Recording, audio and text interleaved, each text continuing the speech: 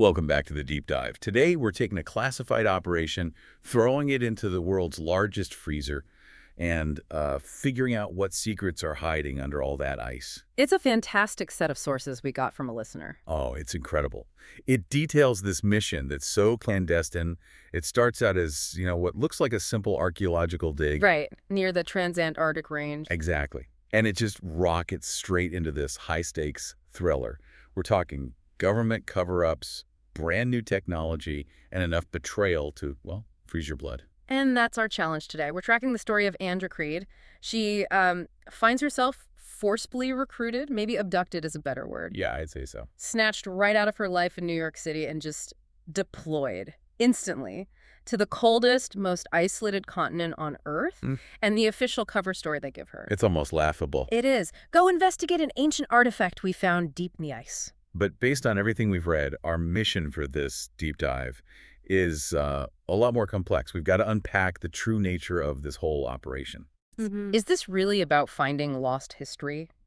Or is it a brilliantly orchestrated, a calculated game of espionage, one designed to steal something far more valuable, using an entire archaeological dig as the ultimate camouflage? And that initial setup, it just screams extraordinary circumstances from the very beginning. It really does. Annja is drafted, and I'm using air quotes there, in New York by these anonymous feds. They refuse to tell her anything. Nothing, just that it's classified. Right. They don't give her a proper brief. They don't give her time to prepare. The sheer ambiguity around her recruitment is, it's the first massive red flag that this whole thing is operating way outside standard protocols. And then she gets waved goodbye by these same shadowy people as she's flown out. They never once tell her why she's going to Antarctica. The fact that her initial contacts just vanish into the shadows before she even lands, it tells you right away this is not a traditional scientific mission. No, this is an extraction. It's an immediate deployment, and it's designed to cut her off from her entire support network, to isolate her completely. Okay, so let's unpack that journey. Getting to Antarctica is hard enough on a good day. A very good day. But getting Annja there was treated like an absolute top priority, no matter the danger. The logistics are just intense. The source material details a seriously perilous trip just to get the plane on the ground. It's a textbook example of extreme military logistics, just bulldozing over any civilian safety concern. Absolutely. She was flown from New York to this ice runway in a specialized LC-130 transport plane, and they're operating completely outside the usual flying season. And the pilot tells her their orders were crystal clear, get her there, whatever the risk. That phrase alone implies so much. It's intense governmental pressure, just bypassing all the normal safety rules, all the expense. And the actual process of landing and taking off, it sounds terrifying. It's almost counterintuitive to how you think a plane should work. It's incredibly specialized. The plane has to land on skis instead of wheels. And it uses friction on the ice, not the throttle, not traditional brakes, to bring this massive aircraft to a stop. The level of skill that must require. Oh, immense skill and precision. The pilot even explains that the surface conditions can get so severe that just to get enough momentum for takeoff, they sometimes have to lower and retract the wheels to literally break up the ice crust. Just so the skis can get a grip and start moving again. Exactly. When you realize the level of technical skill and the specialized equipment involved just to shuttle one person down there off-season, the stakes immediately feel astronomical. These air crews are, they're essential life support. That's a great point. And the sources immediately ground the story in that life or death reality of the environment. The narrative mentions these heroic medical evacuations. There's a story of a woman with breast cancer, a doctor near the South Pole, and they often required flights in weather that's just as bad as when Annja arrived. Which reinforces the idea that while her mission is clandestine, the underlying infrastructure relies on genuinely brave people who face these insane environmental risks every single day. So the plane finally lands, and she's just immediately hit by the sheer physical hostility of the place. The descriptions are so vivid. You can almost feel the cold. Howling winds, snow falling horizontally, not down. Visibility is almost zero. And the pilot just kind of laughs it off, noting that when the darkness sets in like this, there are only maybe 200 people left on the entire base. And Annja, who is not someone who complains, notes the wind made her feel the pores on her face freezing. That's a kind of cold that just attacks you. This is where she gets that iconic line from Trevor, the guy who runs the building she's staying in. She mentions needing some fresh air. And he gives her this incredibly harsh dose of reality. He says that's not fresh air, that's death air. That stuff will kill you dead before you know it hit you. Death air. That phrase just perfectly encapsulates how unforgiving the place is. It really does. And it also touches on a critical, often overlooked danger of the Antarctic climate, which is dehydration. Because the air is so dry. It's near zero humidity, so people dehydrate incredibly fast and they don't even realize it's happening. The cold isn't the only killer. That dryness is this constant, subtle threat. So she gets transported from the runway in this massive, slow-tracked vehicle called a snowcat. It's a half-hour ride just to get to McMurdo Station, or MacTown as they call it. And her guide is this guy, Dave Rasmussen. He's a geologist from outside Anchorage, and he's immediately positioned as, the friendly, passionate scientist. He keeps the inside of the snowcat toasty, creating this little temporary safe haven for her. And Dave serves as our initial human perspective on life at McMurdo. He talks with this genuine passion about studying rocks and soil, saying they reveal mounds of info about what happened millions of years ago. He seems totally dedicated to his work. He does. But the setting itself, McMurdo, provides this really strange contrast to the dangers just outside the walls. So describe McTown for us. Annja is staying in what is essentially a massive military and scientific base, but her room sounds surprisingly mundane. It's described as Spartan, but functional. It's built for necessity, not comfort. Very much like a college dorm room. A double bed, a drawer, a desk, a red lamp. That's about it. Right. But what's fascinating is the psychological necessity of the community they build there. Yeah, they work incredibly hard to make the base feel like home. And they have to, precisely because the world right outside is actively trying to kill you. They have a coffee house, which is nice, but the true heart of the base is this place called Gallagher's. It's a bar named after a colleague who died of a heart attack out on the ice. Gallagher's is clearly the essential social hub. It's where people go to decompress, to maintain some semblance of sanity. It's non-smoking, they have karaoke, swing night, mixed drinks, and importantly, they have premium beers like Sam Adams. And then there's this critical psychological detail. Old beer for 50 cents a can. The 50-cent beer? Mm. That's just a stroke of genius in the writing because it highlights the community's attempt to enforce a sense of normalcy, of affordability, even when they're living in this high-cost, high-stakes location. It's a deliberate effort to make it as much like home as we can, despite the brutal reality waiting for you a few feet away. It's a psychological pressure valve. And the source mentions Dave has been there for 10 years. He even calls himself a loon by his own admission. He does. But then he adds this highly suspicious detail that should have been a huge red flag for Annja immediately. Okay. He describes himself as someone who has utility, a purpose, because he's been there long enough to know his way around, and this is the key phrase. Yeah. Be able to safeguard the interests of the country. Okay. So not just a geologist. Not even close. That small admission, before the mission even really starts, it hints that he's much more than just a guy interested in rocks. He's deliberately disarming Annja with this persona, the chatty, philosophical geologist, but he's letting it slip that he has a covert function. Exactly, safeguarding American interests. It subtly sets him up as an operative who is deeply ingrained in the geography of the place, suggesting his primary allegiance is not to academia. So part one really establishes the extreme logistics, the deadly environment, and this tightly constructed yet very fragile human community that Annja has now been forced into. And it ends with the deep suspicion that her friendly guide is maybe not who he claims to be at all. Okay, so now we pivot from the setting to the actual reason Annja was deployed in the first place. Yeah. She finally meets her contact, Zach Guilfoyle, in Gallagher's. Right. And Zach confirms he was hired for a paleontological dig by a company called Navstar. Which he strongly suspects is a government front. Yeah, that's the essential pretext that gets established, is high-level science being done under the cover of a suspected black operation. And Zach reveals that he's the one who unearthed the central object of all this intrigue. The artifact. This mysterious, heavy necklace he found near the base of Horlick Mountain in the Trans-Antarctic Range. This single artifact is supposedly the entire reason for this massive, expensive operation. And this leads us directly to the crucial scientific context that would, justify this intense global interest in this specific area. Zach starts detailing the scientific history of Antarctica. And it's a fascinating, deep history. He reminds us that Antarctica was once warm and lush. It was part of the immense Gondwana supercontinent. So it's connected to Africa, India, Australia. Exactly. And they have established fossil records of reptiles and plants from those earlier periods.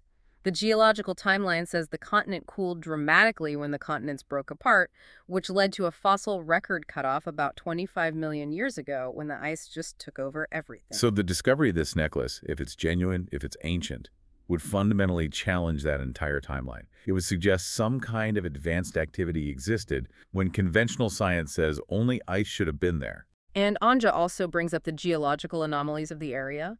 The mountain ranges there were formed without the typical tectonic smashes or earthquakes. Plus, the continent is riddled with 11 volcanoes, and some of them are active. So this whole region is scientifically volatile. It's ripe for a world-changing discovery. But Zach, who's clearly the cynical realist in the room, he quickly pivots to the real-world motivations that are creating conflict around the continent today. Yeah, this is where we see the geopolitical stakes really start to emerge. He outlines 3 core factions that are all staking a claim. First, you have the scientists who just want to study its history. Then you have business. They see immense dollar signs in the unmined natural resources: coal, copper, chromium. And they, in his words, want to rape this place and leave it for dead. And third, you have the subtle but persistent political machinations. Despite the 1961 Antarctic Treaty, which designates the continent as a scientific preserve. Right, it prohibits military activity or claims of sovereignty. The U.S. and Russia are still subtly staking claims. The sources imply these claims are often made under the guise of scientific research or environmental protection. Which means the discovery of any anomaly, whether it's real or fake, instantly gives one party leverage over another. And then you have that secondary category of the snow-crazy locals, Right. the ones who've been there too long, who develop this almost religious fervor for the environment. And they see themselves as protectors of this frozen paradise. So you have this cocktail of scientific obsession, naked greed, political rivalry, and local zealotry. Yeah. It creates a truly volatile situation where absolutely everyone has an agenda. And this volatility leads directly into the speculation about the artifact's nature, specifically an extraterrestrial origin. Dave, our geologist/agent, he points out cynically that every other country on the planet has basically come out and confirmed that they've been buzzed by flying saucers. While the U.S. government stubbornly clings to these debunked weather balloon stories. And Annja provides the critical historical context for the government's position here, which is a key insight for the listener. She argues that the major surge in UFO reports coincided with the end of World War II. And the beginning of the nuclear age and the Cold War. That timing is absolutely essential. Annja notes that for the government to acknowledge space invaders back then would have caused absolute hysteria. The population was already on edge about nuclear war. Exactly. And worse, it would have implied that the government was unable to protect the public from an external threat. It was a matter of maintaining social control and projecting military capability. So the easiest solution was just to dismiss every single report. It's swamp gas, it's a weather balloon, you were hallucinating. That rationale provides a very plausible motive for why the government would go to such incredible lengths to cover up anything unusual, alien, or otherwise. And why they would immediately classify this dig site as an environmental emergency. It's the perfect convenient cover to put massive security in place and control all access to the find. But the conflict, it quickly moves from this sort of geopolitical theory to immediate personal violence. The threat becomes very real, very fast. Mm-hmm. 2 grim-looking men, who we later find out are named Mitch and Chuck, they confront Zach in Gallagher's. They claim they don't like his looks or what he stands for, and they try to start a fight. And Annja verbally defends Zach, but she notes that these guys look like professional thugs. This is the first overt sign that the conflict has followed them directly from the outside world. This isn't just about rocks and scientific discovery anymore. No, it's about high-stakes control, and these men are clearly hired muscle. And the danger escalates dramatically right after they leave the supposed safety of the bar. Later that same night, Annja is tackled and injured. She sustains a cracked rib or 2. By an unknown attacker who then tries to run her over with a slow-moving snowcat. A snowcat attack. The sheer absurdity of being slowly but deliberately crushed by a tracked vehicle in the middle of a secure military base. It's chilling. She just narrowly escapes by tearing off her thick parka to roll away from the machinery. This is an incredibly targeted attack. It happens immediately after she arrives, and it confirms she is now a key variable in whatever scheme is unfolding here. This immediate, high-stakes violence also brings in law enforcement. A U.S. deputy marshal named Dunning is summoned. And he gives her the standard, very dry in briefing about how serious crime leads to extradition. But the real strategic kicker comes from Dunning's confirmation. He tells her that due to the depth of the winter, no more flights are expected here for weeks. And this is a critical development for the listener to grasp. Annja is not just physically trapped, she is strategically isolated. The base is now a cage, and the weather is the lock. Given the immediate targeted nature of the attacks, this means she's now essentially bait, trapped with her attackers, and she has to survive for weeks, maybe months, before any external help or any escape route is even possible. Trapped or not, Annja agrees to continue the mission with Zach. They have to get to the source of this. So they embark on the journey to Horlick Mountain. And it's a massive 500-kilometer trek. The distance alone just feels staggering. And they estimate it'll take a full day, maybe a day and a half of travel, because the snowcats move so slowly. They max out at around 25 miles per hour. The logistics of this trek are exhausting, and they're incredibly dangerous. They have to use 2 snowcats for redundancy. Which is essential given the distance, the bitter cold, and the huge potential for mechanical failure. And Dave, who we already suspect is more than just a geologist, is the expert driver. But here's where Annja spots another one of Dave's subtle deceptions. He claims the GPS system is tricky to operate. Right. But when Annja takes the wheel for a little while, she knows that the GPS is actually very easy to follow, which directly contradicts his claim. That's classic operative behavior. He's maintaining the facade.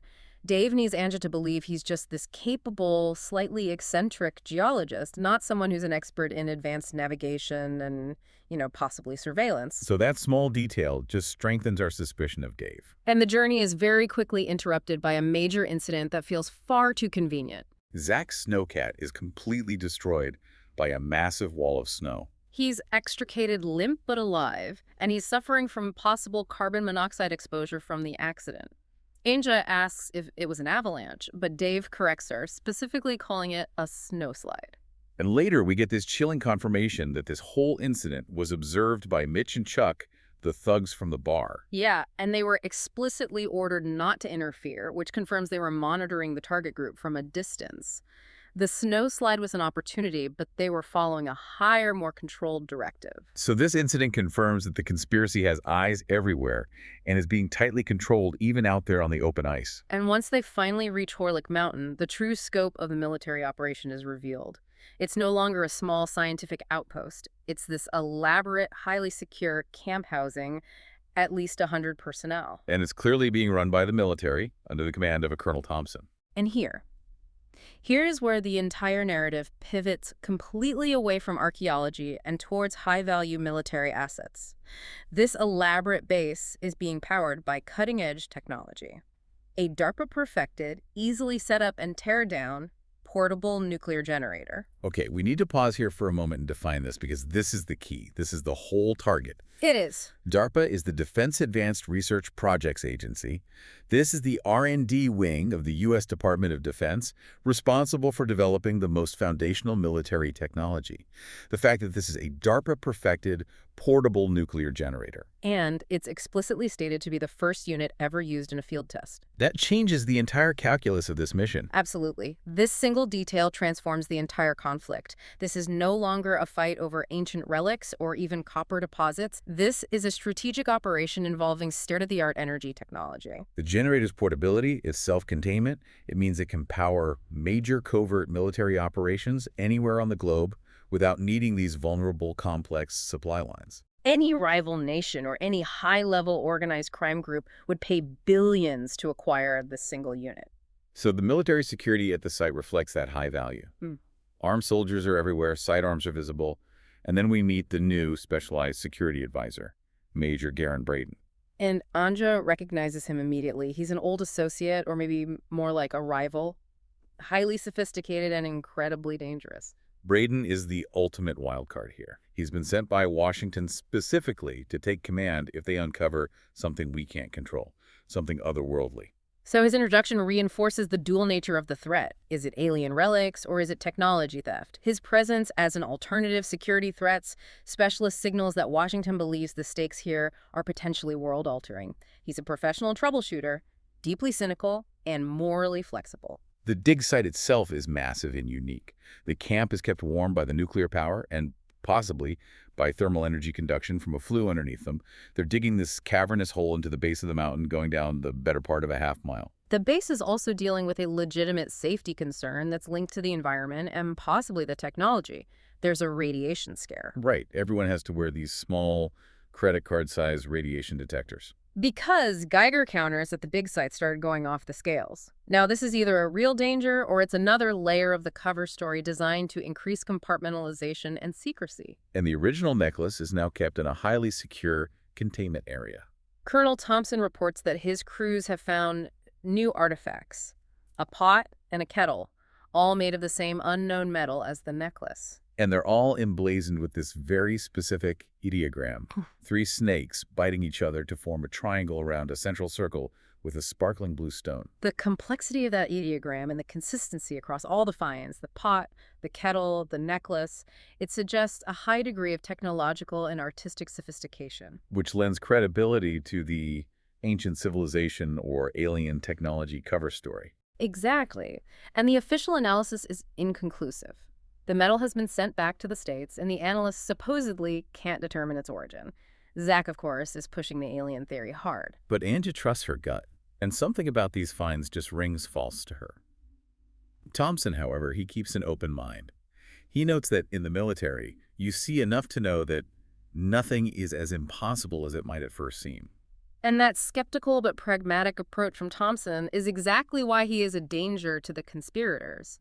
The introduction of Braden, the immense military tech, the obviously fake artifacts in such a remote place, it creates the perfect pressure cooker for Annja. She knows she has to find definitive proof to understand what is really going on. Annja knows the key to unlocking this entire puzzle is the original lab report on that necklace.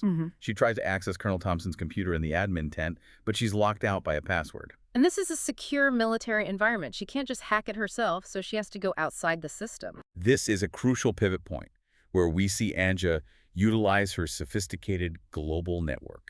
She secretly contacts her tech-savvy associate, Nightmare. And she uses Dave's satellite phone to do it, which is, again, a very suspicious piece of gear for a simple field geologist to be carrying around. Nightmare is the perfect character to breach this kind of security layer.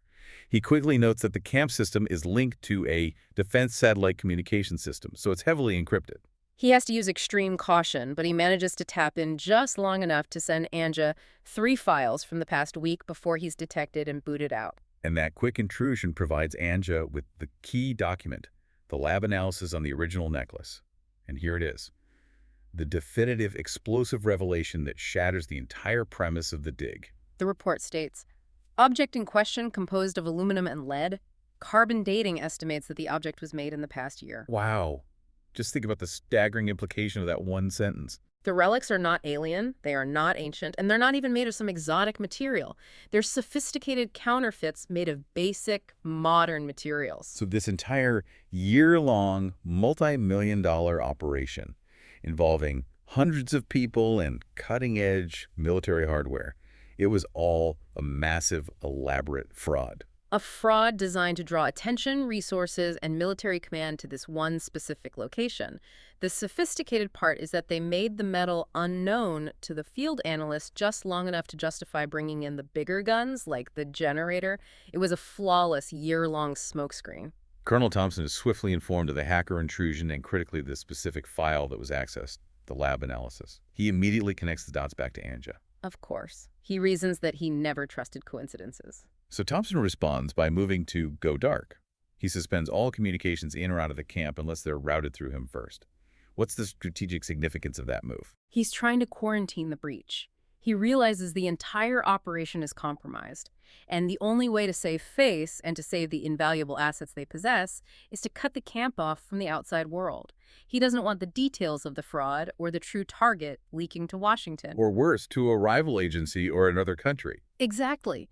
But before Thompson can fully execute his containment strategy, Garin Braden, Annja's highly calculated rival appears. And Garin confronts Annja about the hacking, but he provides this confusing mix of a warning and assistance. He insists to her that he is not the enemy. Garin is always 3 steps ahead. He quickly turns Annja's compromised laptop into a weapon against Thompson. When Thompson confronts Annja and accuses her of espionage, Garin presents Annja's laptop to Thompson as proof, Seemingly delivering the evidence of her betrayal right into the colonel's hands. It's a master stroke of a double cross. But Annja counters the accusation perfectly. She claims the laptop is booby-trapped. She argues she's not a terrorist, she's just trying to protect herself. Sergeant Hawk, the demolitions expert, warns Thompson that opening an unknown device is incredibly dangerous. But Thompson, he's blinded by his own paranoia. He's convinced Annja is just bluffing to hide the file. So he orders the laptop opened anyway. And it explodes, killing or incapacitating Colonel Thompson. This is the moment the internal control structure completely collapses. And Annja later confirms that the blast was only intended to take out the colonel, not to inflict massive casualties. Garin, having orchestrated the delivery of the bomb, or at least the circumstances for its delivery, he takes Annja's hard drive and secures her, telling her to play the part of the terrorist. So Garin used Annja as the perfect weapon to eliminate the commander and seize control of the situation, all while appearing to be the loyal security officer cleaning up this terrorist mess. He's seizing the vacuum of power. And once Annja has a moment to process the carnage and the data she has, she connects the final dots. The relics were fake. The mineral wealth is too hard to extract quickly in the middle of winter. The only valuable target worth this level of elaborate year-long fraud, murder, and high-level deception is the cutting-edge DARPA portable nuclear generator. And that's the key aha moment for the listener. The entire costly, complex archaeological dig was nothing more than camouflage to get this one piece of technology, which is incredibly compact, versatile, and untraceable once it's stolen into a remote quarantine location where it could be hijacked with maximum plausible deniability. The cover story was designed to attract the generator, not the other way around. Annja is locked away in Garin's shelter, playing the part of the captured terrorist, but she knows the camp is still in mortal danger. She's determined to warn Zach. So as she races back toward the dig site, she encounters Mitch and Chuck, the thugs from the bar. And this is where the conspiracy's ultimate horrifying goal is revealed. She sees Mitch and Chuck wiring explosives not into the ground for excavation, but high up into the granite wall of the cavern. This isn't about digging, it's about collapsing the entire mountain. The plan is total obliteration. Destroy the camp, kill everyone in it, eliminate all the witnesses, and make the theft look like a tragic environmental disaster. And here's the final shocking twist. The moment of ultimate betrayal. Annja is confronted by Zach Guilfoyle. The paleontologist who brought her down here in the first place. And he's holding Dave, the seemingly friendly geologist, at gunpoint. Zach confesses everything. He orchestrated the entire fraud, the fake relics, the obsession with the dig, the government outreach to Navstar, all of it. And this is the moment we really need to understand his motivation. It wasn't geopolitical. It was agonizingly human and personal. It was. He confesses this intense personal struggle. He was drowning in debt from alimony. He'd lost custody of his children, and he just felt utterly cheated by life. He wanted enough money to secure his kids' futures. It's this complex human motive for a crime that affects global security, and it's all driven by despair and resentment against a system he felt had failed him. It adds incredible depth to the villain. He's a mercenary driven by desperation, not by ideology. And he reveals that Dave isn't just a geologist, he's a federal agent. Annja rightly points out that Zach has now added killing a federal agent to your list of crimes. And Mitch, one of the thugs, just takes credit for killing Dave, confirming the snowcat crash was only the start of the targeted attacks, and cementing Dave's real function as a protector of U.S. interests. Zach's plan is simple and horrifying. The explosion kills everyone in the camp. The 3 conspirators, Zach, Mitch, and Chuck, would then leave undetected, transporting Thompson's body as a cover story for a mission of mercy. And their freighter rendezvous is set for 36 hours from then. Annja is quickly bound and tied to wooden crates with a 30-minute countdown set on the bomb detonator. But Annja Creed is not easily detained. She frees herself and races back to Garin's shelter, knowing he is the only one left who is capable of quickly mobilizing the remaining forces. She finds him injured, slumped on his bed with a welt on his head. His shelter has been ransacked. The conspirators clearly sought him out to eliminate the only other unpredictable threat besides Annja. She wakes him up and quickly explains the bomb and the collapse plan. And Garin, who is now officially in command due to Thompson's death, acts instantly. He mobilizes Sergeant Hawk, the demolitions expert, ordering him and his team to disarm the bomb. Garin also initiates the full camp evacuation, but he holds 2 snowcats for their own escape. There's no time for questions, it's just pure action. The race against time culminates in that cavern. Hawk reveals the bomb is sophisticated, designed to be nearly impossible to disarm. It has 3 redundant switches that have to be cut simultaneously with wire cutters. And they only have 2 cutters available. It's an impossible scenario, designed to ensure detonation no matter what. This is the perfect moment for Annja to blend her 2 worlds.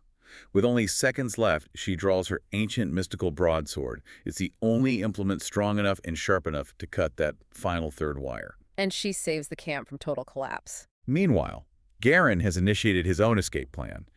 Annja, Hawk, and the surviving soldiers pursue Zach's snowcats across the treacherous ice. A chaotic, close-quarters firefight ensues. They're using the massive tracked vehicles as cover against the extreme cold and the gunfire. In the ensuing struggle, Annja finishes the mastermind's plan herself. She throws her sword, piercing Zach's chest and killing him, ending this desperate, greed-driven plot. And Don, one of the soldiers, shoots and kills Mitch. The immediate threat seems neutralized. But the mission isn't over. As Annja and the surviving soldiers are securing the area, the ultimate reveal of the true player occurs. A helicopter appears out of the snowy gloom. And Major Garin descends, takes control of the nuclear generator crate, winches it aboard his helicopter, and escapes. This confirms it. Garin was the ultimate opportunist all along. He used the crisis, he used Zach's elaborate fraud, he used Annja's presence, and he used Thompson's death to seize the generator without firing a shot himself. He achieved his true objective right in the middle of the chaos and then fled, leaving a note for Annja. And Garin's note confirms his ruthlessness. He states he used the crisis to obtain the nuclear generator, and that he intends to sell it back to the U.S. government at a modest profit. Modest profit for a cutting-edge DARPA nuclear generator is, well, it's a gross understatement. Garin isn't just seeking cash, he's seeking leverage, control, and immense political capital. He's operating at a level far, far above Zach's desperate greed. He confirms an airplane is inbound to McMurdo to extract the remaining soldiers and Annja, and then adds this cryptic final line. Get some sun when you get home. We'll bump into each other again. It's inevitable. He sees Annja as a recurring feature in his own strategic landscape. So what does this all mean for you, the listener? We started with a search for ancient alien artifacts, and we ended with murder, a massive year-long cover-up, and the strategic theft of the world's most advanced portable nuclear generator. By a high-level government agent playing both sides against the middle. The transformation of the operation is just staggering. The entire framework, the dig, the fake artifacts, the geological findings, it was all just cover for the strategic theft of that DARPA generator. And Zach's intense personal motivations were just exploited and then discarded by a figure like Garin, who sees every human flaw as a lever to be pulled. The ultimate takeaway here is a profound one. It's about how quickly perceived reality can shatter when state-of-the-art technology and immense amounts of money are the true motivators. Right. Antarctica, far from being some neutral scientific zone, is revealed as this high-value battleground where the stakes are life, death, and unprecedented technology. And it's exploited by players like Garin, who embodies the ultimate strategic opportunist. Exactly. And the most provocative thought to leave you with comes directly from Garin himself. He observed Annja's unique position, continuously plunging into danger and saving herself and others with an ancient mystical weapon in the face of modern technology. As he escapes, he raises the question of destiny, of the sword's true purpose. He asks her, "Don't you realize this is why your life keeps plunging you into these crazy situations?" So is Annja just unlucky? Did she just stumble into these international conspiracies because she's handy with a shovel and a sword? Or is she, as Garin implies, being guided by some larger, unseen force toward a goal she hasn't even recognized yet, fulfilling some higher, perhaps ancient purpose? That is the essential mystery we leave you to ponder as you look out at the cold world of espionage.